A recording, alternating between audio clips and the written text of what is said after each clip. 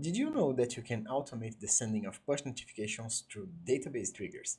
Hi, I'm Alex, the architect for Backfrap, and this is Talking to the Architect. And in many use cases, it makes sense to notify a user every time a action happens in the database. And for today's example, I created a table named Purchase, and every time a new record is inserted in that table, I want the user to get notified because it makes sense for my use case.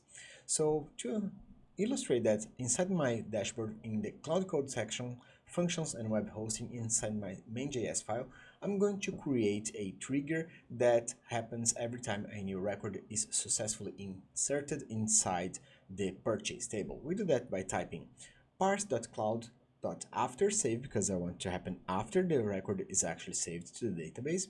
Then the class name, purchase. Then I'll get the request and async arrow function into my code. And from this request, I assume you are passing the user that you want to look for inside your tables. So I'll get this information by typing let this user equals request.object.get and user, which is the variable that contains my user inside my request.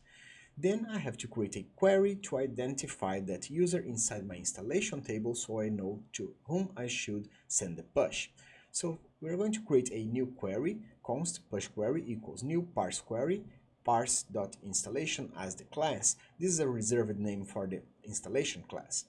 Then I have to select inside that installation class the user that I'm looking for, which is this user. So push query.equal to user, which is the user that the column that I'm looking for, and this user, which is the user that I passed inside the request.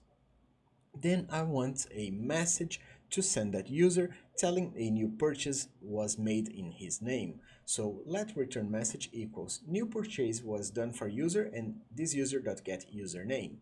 So for instance, if the username is Alex, the message will be new purchase done for user Alex.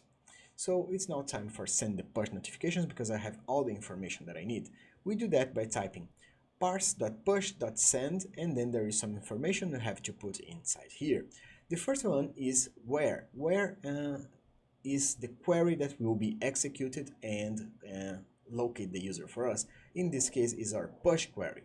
So from now on, I have to set the data that I want to send from inside my push notification. So we create a data property, and inside it, there is a few informations that we can send. So in my case, I will just send an alert and the return message that I created in here.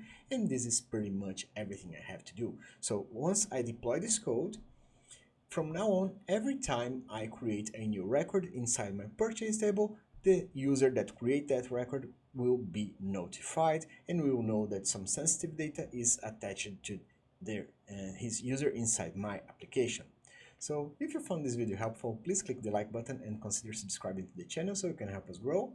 Also, share this link with a friend and they can learn something too. If you're already subscribed, thank you for that.